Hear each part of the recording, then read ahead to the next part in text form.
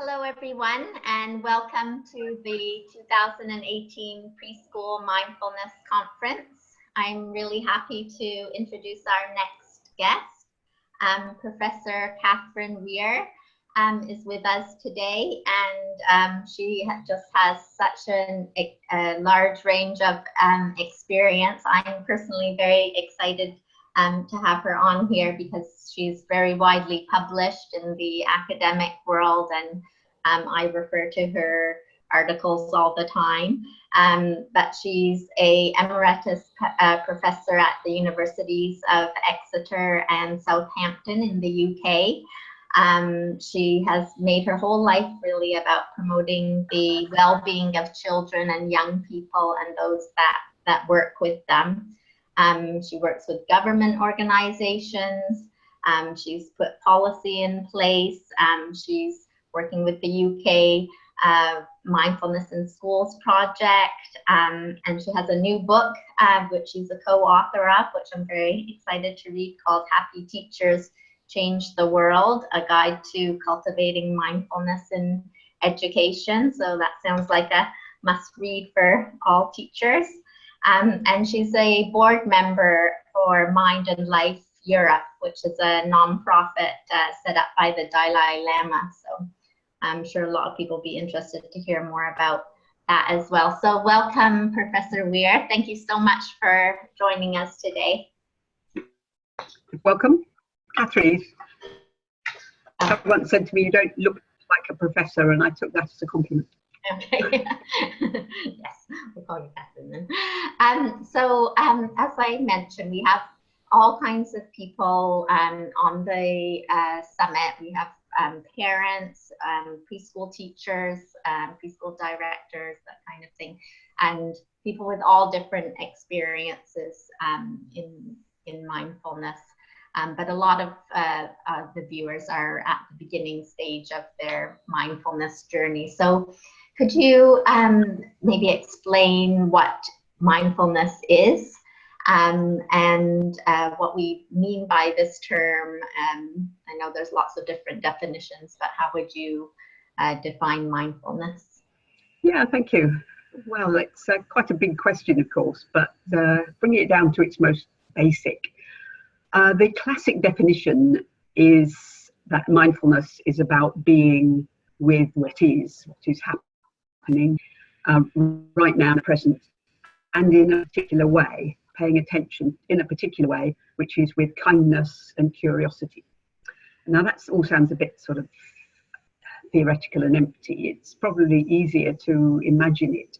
I think everybody's had an experience of mindfulness at lovely or dramatic times of their life. Things like when you're on holiday and you're lying on the beach and there's sun on your body and you feel the sand under your toes and the sound of the waves, and you're really fully there. You're lying there thinking, God, this is lovely. I'm really here. You're not thinking about anything else. You're not planning. You're not worrying. You're just fully being with that moment. And then usually what happens is a wasp arrives or a cloud comes over the sun and we start going back to sort of ruminating and grumping about it. So we all know what it means, but it's easy to lose it. We also experience mindfulness, I think, at the more dramatic moments of our life. And anyone who's watching this, who's a parent of birth children, will know that you're fairly present at childbirth, for better or you're present, often with a great deal of judgment, of course, about how unpleasant the pain is. But nevertheless, that feeling of fully being present, particularly when the baby's born, is very vivid. So people kind of get what mindfulness is. It's really sustaining it that's more difficult. How do we keep reminding ourselves to come back from the world of planning and worrying and thinking and be more present with what's happening right now, so that we actually are living at least some of our lives in the present moment instead of always somewhere else in our minds and in our bodies. So that's kind of, in essence, what mindfulness is. Does that make sense, Helen? Do you think people will? Yeah, I think that's a very clear definition. Some people ask, what is it, the same as meditation, or is that something different? So maybe you can explain a bit about what meditation is and some of the different ways that people can practice mindfulness. It doesn't have to be sitting on a pillow, that they can do it in many different ways. Yes. Yeah, sure. Now, meditation is a very useful part of mindfulness. I would recommend to anyone watching this that if they get the opportunity to go and learn simple mindfulness meditations, on a course, from a friend, from YouTube, whatever, that they have a go at that. It's a very useful way of practicing being more mindful. And the reason we do that is not for its own sake, really. Some people really get into it for its own sake, and that's great. But for many people, it's a useful practice to help us to focus on something like breath or body or sound without too many distractions. So that when we hit the real life where there's so many distractions, we've, in a sense, rewired our minds to be a bit more able to keep coming back to that sense of inner stillness and presence. So the meditation is really helpful, and sometimes it goes well and people think, oh, that's lovely, I'm going to stay in this blissful state for it. Sometimes it goes badly, in inverted commas, and people think, oh, it's not for me. Yeah. The great thing about mindfulness meditation is that it's not about an altered state. So actually whatever happens when you focus on your breath or on your body, or on a sound, is what happens, and learning to be with that is a really useful foundation. Actually, particularly when it's not going well, when your mind's wandering and you feel distracted. So let's hear it for meditation, but it's not a weird, strange thing, and you can do something for just a few moments in a day to help to bring yourself back to the present moment. And shall we do one now, Helen? Shall we do a little tiny, the tiniest to practice? Because this is a practice that is going to be so simple, you'll wonder whether anything's really happening.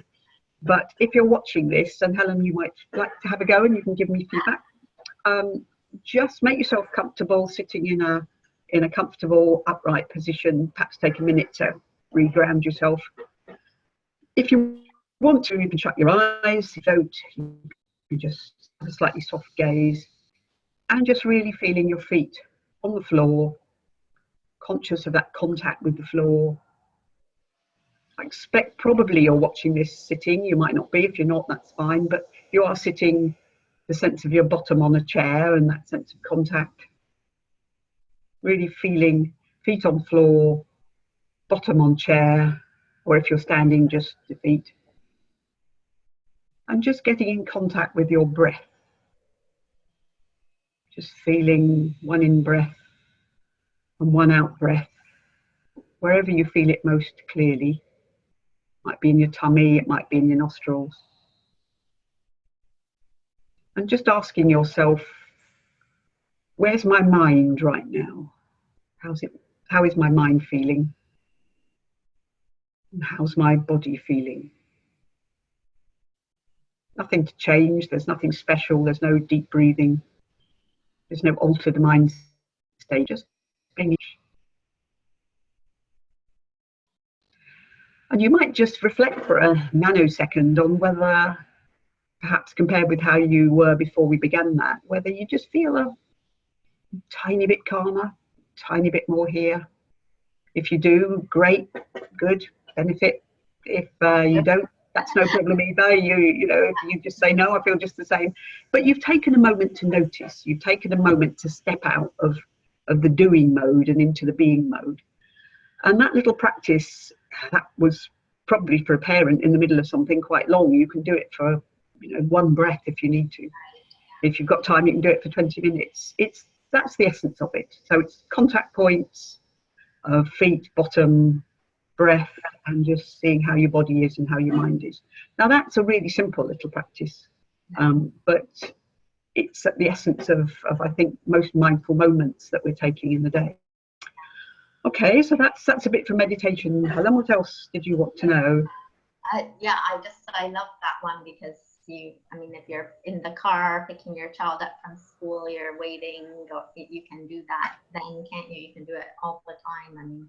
At the dinner table when you're sitting down. So it is just really so practical. It doesn't have to be a whole separate thing that takes part in the day. So I love that. So maybe you can give some more examples for parents of Yep. children on things that they could do on a daily. I know you're a parent of three I'm children. I'm a parent of 3 adoptive children who were adopted aged 8, 7, and 3. Right. So Okay. it's, slightly hardcore in some ways. I'm not making out that we're heroes, and some days we definitely were not heroes, but How it's old are certainly they got us now? into the sharp end. So I think I've got some practice of things like Yeah. agitation Right. and guilt and shame and failure and anger and all the other things that affect us, as well, of course, as all the lovely experiences of Yeah. delight and Yeah. gratitude. So yeah, sure. Yeah. So let's talk about Yes. So you're asking about how you might build this into a day. Yes, if you wanted perhaps as a parent to know that you'd had a more mindful day. Is that what you'd like to yes. know? Yeah. Okay. Well, it's good to if you can possibly, and it can be a bit of a stretch, it's nice to begin the day with a tiny bit of formal practice. If you can find a way of getting up a bit early and just doing a little practice with there's so many downloads and CDs and books. I don't need to tell you all the detail. That's a great start, and it gets you off to a good start. If you can't, and many people say, yeah, I wish, taking a moment in one of the very first things you do in a day, like boiling a kettle is a nice one. If you routinely go and boil a kettle for a drink, just rather than tidying up the kitchen or whatever, just taking a moment while the kettle's boiling just to stand there, to feel your feet on the floor, be with the breath, and say, really listen to the sound of the water coming to the boil and steam and so on. Just, it's a nice little, simple little practice. Um, Other like doing things like take a moment in the shower to be with the sense of water on the head or the smell of the soap or the shampoo. So doing something early in the day that grounds you and reminds you of those little routine things is a great start, really. And it gives you something again to come back to later when the day starts becoming agitated. Um, if you eat breakfast, well, not all parents eat breakfast, rather than just shoveling it down, you might like to take a moment to mindfully eat at least a spoonful, being fully present, tasting the food, savouring it. And that's absolutely where it starts to impact on your children. If you've got time to eat with them and to help them notice what they're eating and to savour it and to chew it, it's a nice way of beginning the day. So that's the kind of starting point. Um, and another nice little tip for during the day is perhaps to pick something that you do routinely. Perhaps it's a little bit of a walk to the the school that you're taking to, or if you work on the way to work or something, that you walk mindfully. You're fully there. You feel your feet on the ground. You hear the sounds. You're just walking. You're not thinking about the future or thinking about the past. You're fully there. Or perhaps before you go upstairs, you decide that each time you're going to go up a flight of stairs, you just stop for a moment and focus on contact and breath. So you start to build these little moments into your day of routine activities where you remind yourself to be mindful. If you once you start getting in those habits, it's really quite helpful. So that's kind of routine stuff. What else, Helen? Would you want to perhaps think about how parents relate to their children more mindfully? Yes, yeah, and with those examples that you just gave, would you recommend parents teach their children to do those things, or will they just see that their parents are doing it and then model it, or how can the Yeah, parents help children to become well, more? yeah, right. Well, the parents, we parents help the children best by helping ourselves to be mindful.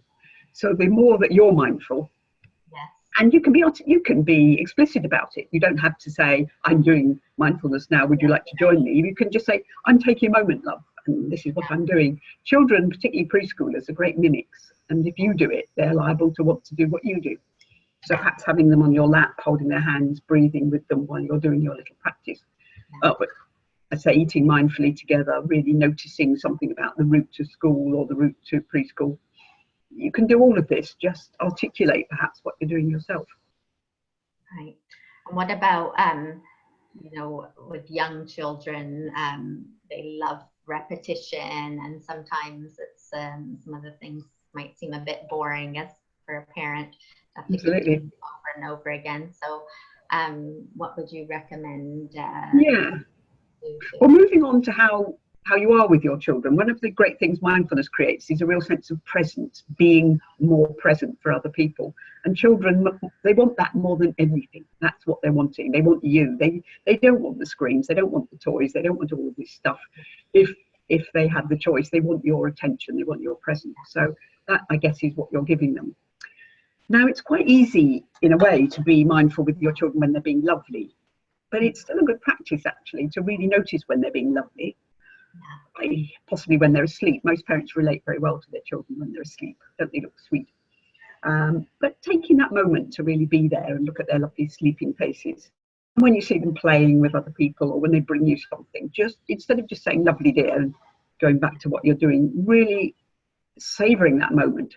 Because it's a great basis for what you just referred to, Helen, of moving on to how are you there through all that boring stuff. And one of the key things about parenting a child, unless you're a saint, and I never was, is that so much of it is pretty boring. They want to watch the same things, they want to do the same things, that great cry of again. How do you actually bring beginner's mind to that? And one way to do that is to keep coming back to this sense of appreciation, really. And if you can't do that, if you can't sort of enjoy watching, Barney the dinosaur for the 19th time today, just taking a moment to explore what boring feels like. Being fully present, saying this is not going to last forever. So what is boring? Because actually, one of the things you learn when you meditate for any length of time is it gets boring. Exploring what boring feels like, where you feel it in the body, what your mind's doing, what you're prone to do, is in a funny way quite fascinating. So acceptance and exploring boring is an interesting practice, if you can bear it. And these things do matter because we've so much gone into distracting ourselves, living in the world of smartphones, giving our children screens all the time, that we've forgotten really to be with them, making the mud pies, going on the nature walks, making things. We're so busy in our lives that learning to be with them in slow time, including the boring bits, is really important, I think. Yeah, definitely. And what about on the other end, when toddlers are having temper tantrums or Yes. things are just not going right, Not happening as planned, you're trying to get out the house and nobody wants to get dressed. And I know, yes, I know it well. Yes, we did once take our child to school in her pajamas. Know it well. Yeah, that, and in a sense, everything I've talked about so far is there as the basis for the big question of what do you do when people and toddlers and young children are difficult. Or when anyone's difficult, it might be one of the staff at the preschool who's difficult and who gets your goat. It could be anybody. Well, the starting point really is to return to yourself, to just step back if you can and notice what's happening in your own mind and your body.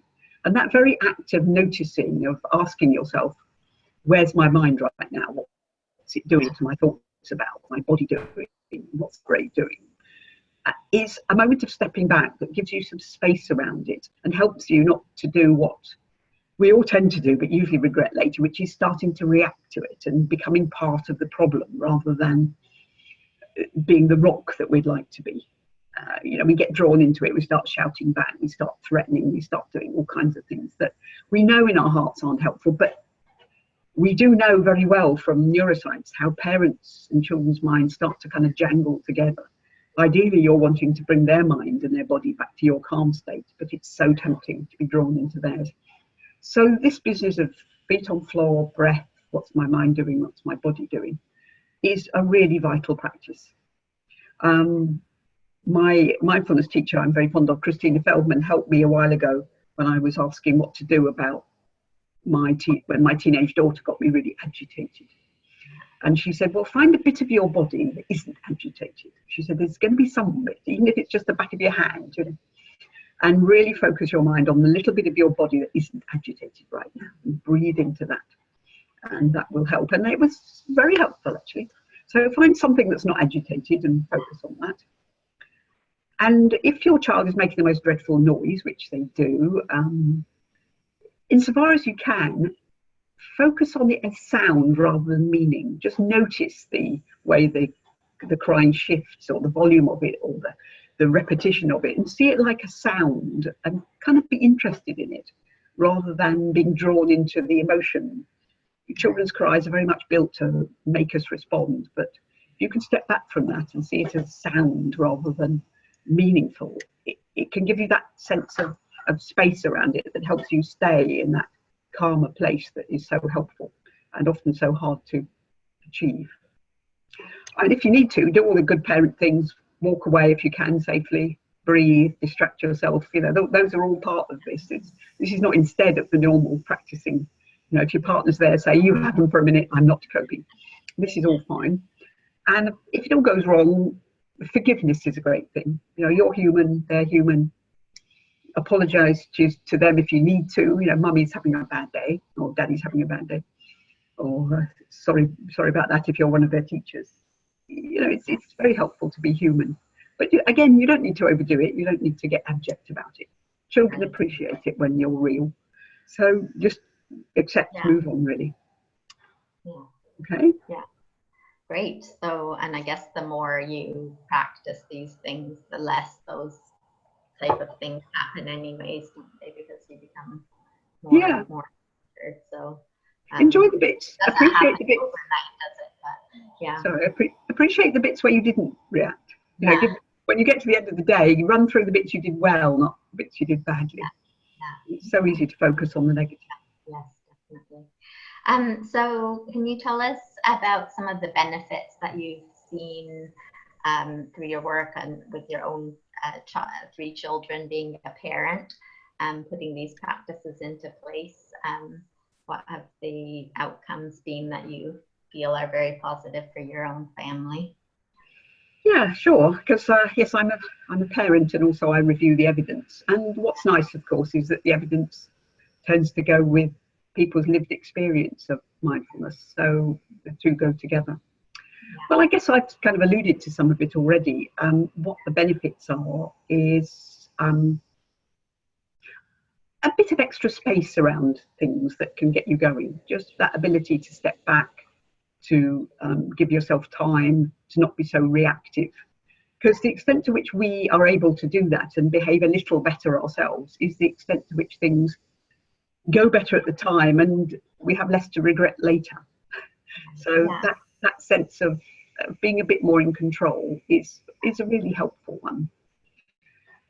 And more the positive sense of taking the time to appreciate the lovely things that happen really helps you to realise how much of this can be lovely. There's an old saying about we get more of what we pay attention to.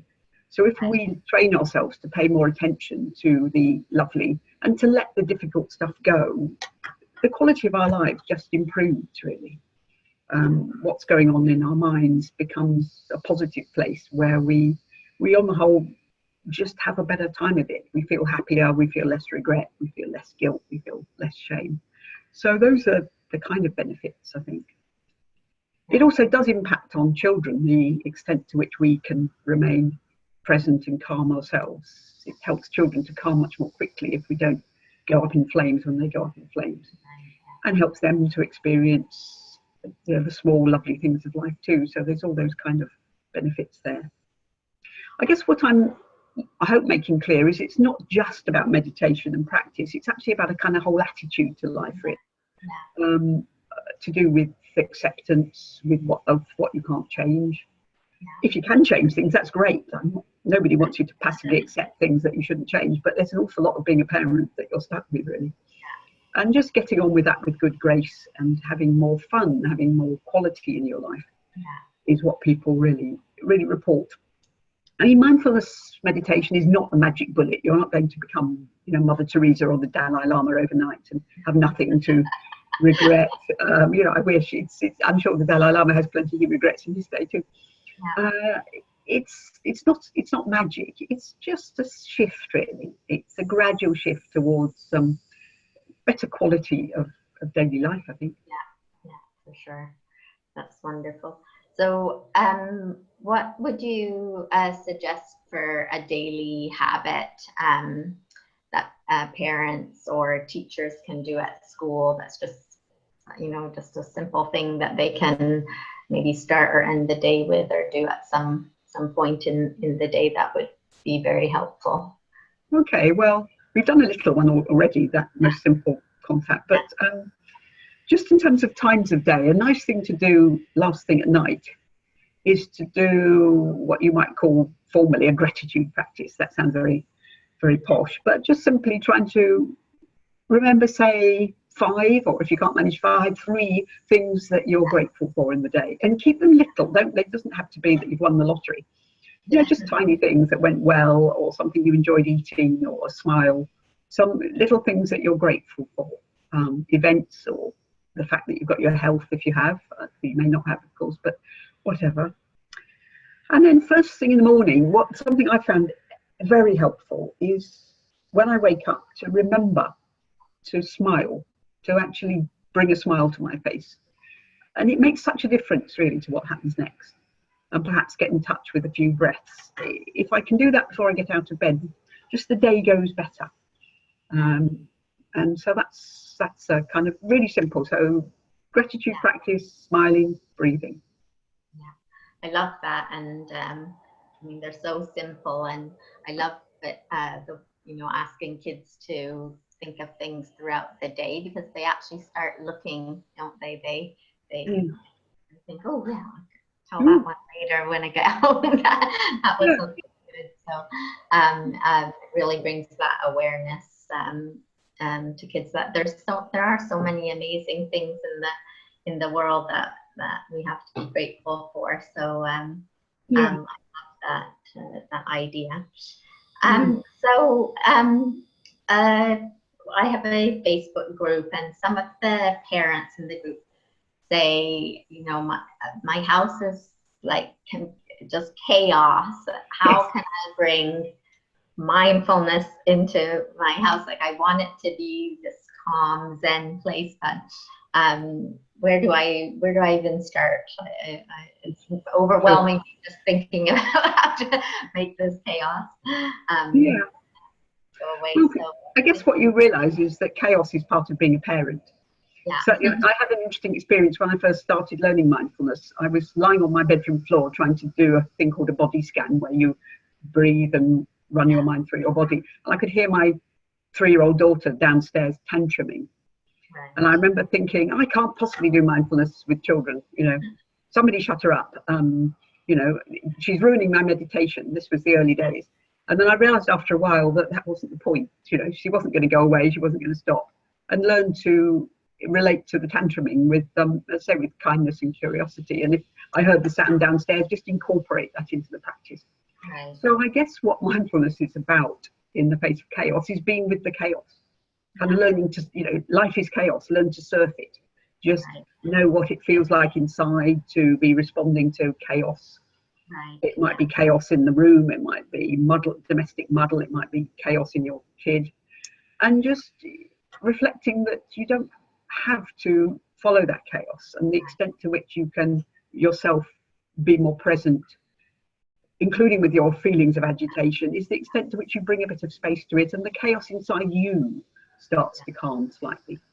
And once that starts happening, the chaos in the real world, in the domestic clutter or your child, may or may not go away, but you'll feel a bit better. Yeah. So it's realizing that in a sense chaos is something of a choice, and we can choose to not respond to it, to not, in a sense, not see it as chaos, just see it as everyday life. We don't have to follow it and feel that somehow we must immediately calm the tantrum or immediately have the impeccable house. It's never going to happen. We've just got to learn to be with it as it is, and smiling at it with humour really is one of the most useful things, I think. Yeah, I love that, because I think some of the misconceptions are, as we mentioned earlier, that we're going to do this for a few weeks and all the problems are going to go away, and life's going to be all perfect. Your kids are going to do whatever you ask them to do, and that's that's not really how it works, is it? So I love that. Just accept that that's what parenting's like when you have young children, isn't it? Yeah, sure. Yeah. and learning to kind of manage that inside yourself. You were going to, I think, end with showing us a couple of practices that kids might do or adults might do. So would you like to share Yeah, something sure. we can Sure. do together? This is a really simple one. In fact, I was on a mindfulness summit a couple of years ago and I did this then, so I don't claim any great originality this time, but it's just the simplest possible practice. It's called finger breathing. You've got finger breathing, so you might like to do it with me, folks. The essence of it is that you take your index finger on one hand and your thumb on your other hand, and you're going to run your index finger up the outside of your thumb on the in-breath and then down on the out-breath. And you're going to go around all 5 fingers. And just popping your hands down a minute, just take a bit of advice on it. Let the breath flow. Don't make your call the tune, just following the breath with your fingers. So whatever your breath's doing, let the breath call the tune and you just following it with your finger. And you can close your eyes if you like to get more real sense of it, or you can just soften your gaze or whatever. So just at the beginning, we take our right index finger and we first of all just get in contact with one in breath and one out breath. And then we run our index finger up the outside of our thumb on the breath and down on the out breath. Up the next finger and then down. And just follow the rest yourself in your own time.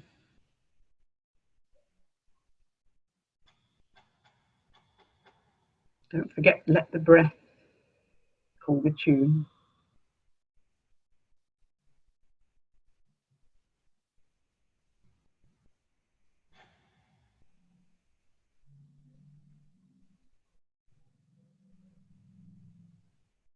When you finish that one hand, just dropping your hands gently into your lap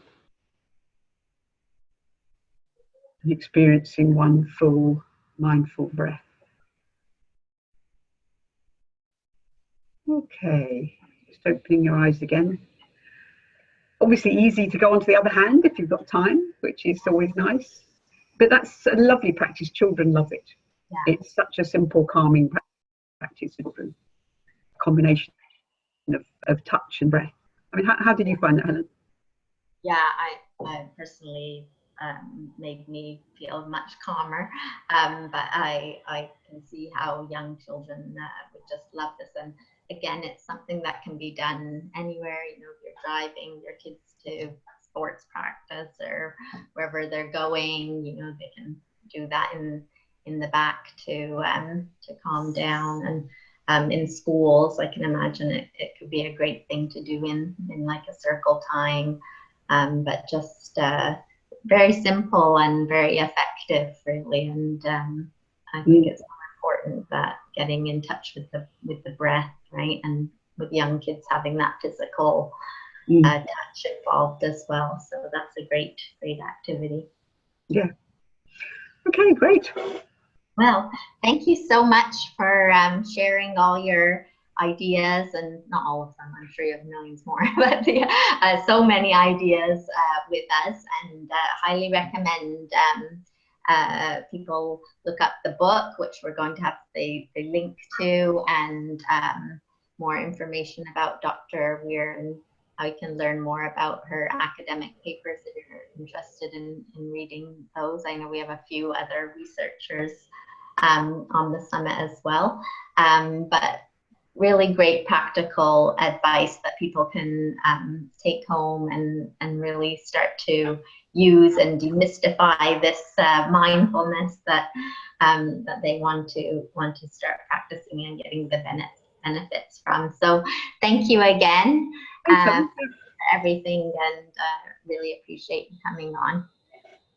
Okay, great. Thank you. Okay.